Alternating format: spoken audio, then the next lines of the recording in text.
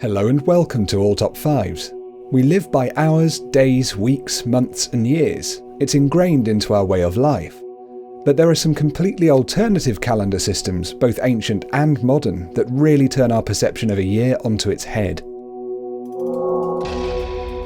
Number 5. Icelandic Calendar.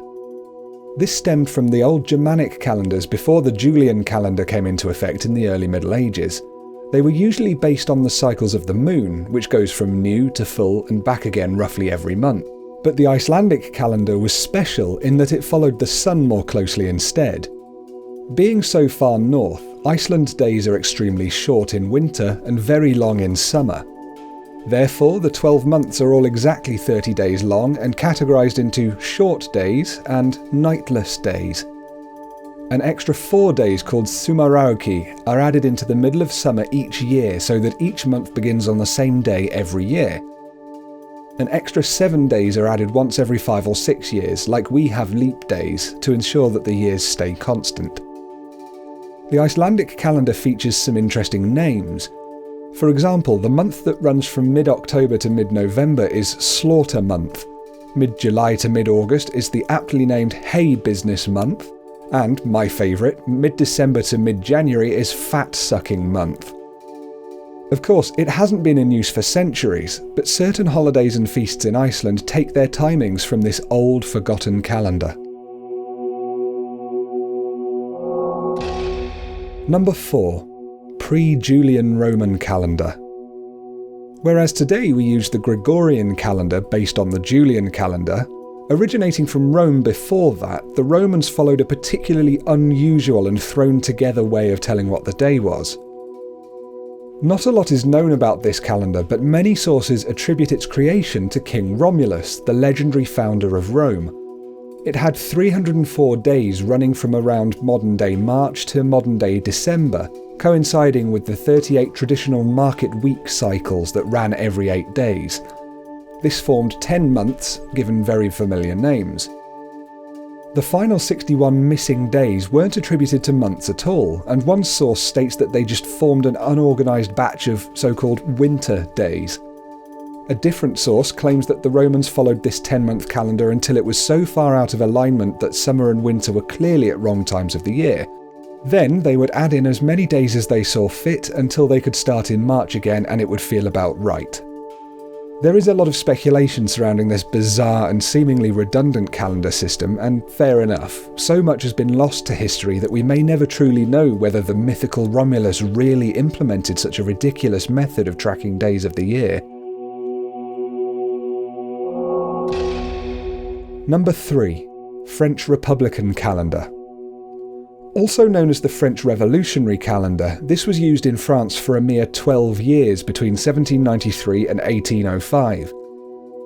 It was a brave system that happened alongside the country's attempt to decimalize their currency and use the metric system of measurement. Each day was 10 hours long, each hour was 100 minutes, and each minute was 100 seconds. This meant that one French Republican hour was actually 144 of our minutes, more than twice as long, and a French Republican minute was about 86 of our seconds. It also meant that a second was actually 13% quicker than our seconds.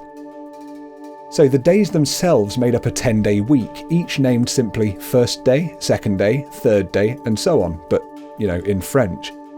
However, there were still 12 months, each consisting of 30 days, mostly named after the expected weather around Paris, such as frost, mist, grape harvest, rainy, flower, harvest, and fruit.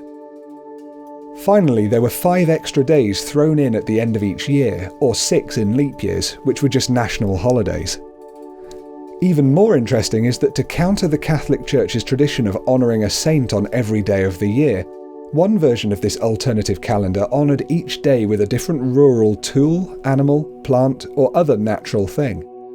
For example, the 21st of the wind month was hemp, the 15th of the fog month was turkey, the 28th of the snowy month was zinc, and the 20th of the meadow month was pitchfork. There were so many cool examples, and it's something that you could apply quite well to our modern Gregorian calendar as well. The purpose of the French Republican calendar was to remove all influence of the monarchy or religion from the system, as part of shaking up the country's social and legal norms. Once Napoleon became the Emperor of the French, it took him little over a year to abolish this alternative calendar and realign it with the Gregorian. Quite oddly, it was actually re-implemented for only 18 days by the French government in 1871, during a time of political turmoil known as the Paris Commune. Number 2. Tzolk'in. Often incorrectly cited as the prophetic calendar of doom that predicted various apocalypses, the Tzolk'in is a ceremonial calendar followed by Mesoamerican cultures for centuries, with a few communities still actually using it today. The name varies between different Mayan language groups, but it seems to be the same calendar. The Tzolk'in contained 260 days, defined best by two joined wheels, one with numbers 1 to 13, and one with 20 different special day names. As you cycle through the numbers 1 to 13, you go through the day names, so you have 1 Imix, 2 Ik, 3 Akbal, and so on, continuing to 13 Ben.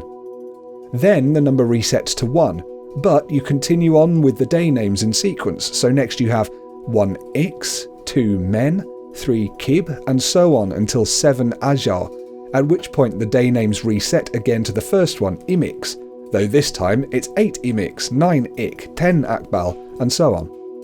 It's confusing, but what you essentially have is 260 unique days. It's a little bit like if we counted the 1st of January, 2nd of February, 3rd of March, all the way up to the 12th of December for the 12 months, and then followed it with 13th of January, 14th February, 15th March, and so on. So it's a highly unusual way of measuring time. To make things even more confusing, this matches up with the Mayan solar calendar, the Hab, which measures years more closely to how we do today, following the patterns of the sun and containing 365 days. Every 52 years, the Hab and the Tzolk'in synchronize, and it starts yet another huge cycle. But the Tzolk'in, as I said, was a sacred calendar, rather than one strictly to measure time passing. Every single unique combination of number and day name was revered, much the same way that horoscopes and astrology are today, with your particular birth date, for example 11 Lamat, meaning something significant for your personality and future. Some were considered very good, others bad, even evil. Furthermore, 260 days is 9 months, the time it takes for a human to go from basic embryo to birth. The Tzolk'in, therefore, is a unique calendar, all but lost to time and brimming with prophetic significance. Number 1. Traditional Japanese calendar. Now this might come as a bit of a surprise, but my top pick is actually based directly on our modern-day Gregorian calendar. In fact, the system is exactly the same, but there's an extra division of days that is just beautiful. Stemming from a Chinese practice, the traditional Japanese calendar splits the 365 days into 24 divisions, then each of those again into 3, giving us 72 unique names that describe the climate and natural events associated with that period of time. The 24 major divisions run from early February, known as Rishun, the beginning of spring, and leading through vibrant names such as Keichitsu, insects awaken, through to Taisho, greater heat, and Hakuro, white dew. But it's the lesser divisions, known as Ko, that really spark the imagination. From the 9th to the 13th of February, you have bush warblers start singing in the mountains. From the 31st of March to the 4th of April, you have distant thunder. From the 21st to the 25th of May, there's silkworms start feasting on the mulberry leaves. The 11th to the 15th of June, in the grain beards and seeds demi-month, you have rotten grass becomes fireflies. 18th to the 22nd of October is crickets chirp around the door. From the 2nd to the 6th of November, it's known as maple leaves and ivy turn yellow. And lastly, the 12th to the 16th of September is bears start hibernating in their dens. These names used to be different when the practice was imported from China, but in 1685, the then court astronomer Shibukawa Shunkai renamed them to fit Japan's climate better. Each one is quite like poetry, and you get a real sense of the natural beauty of Japan as it passes through the seasons, reading through the 72 unique core that make up a year. It's very fitting for the ancient traditions of a country that has always had such a close poetic affinity to its natural environment. And that's it from All Top 5s for this week. Please remember to be civil when posting your comments, and if you've enjoyed this video, please give it a like. You can hit the subscribe button for notifications, or you can click to support All Top 5s on Patreon. So, peace and love to each and every one of you, and I'll see you all next time on All Top 5s.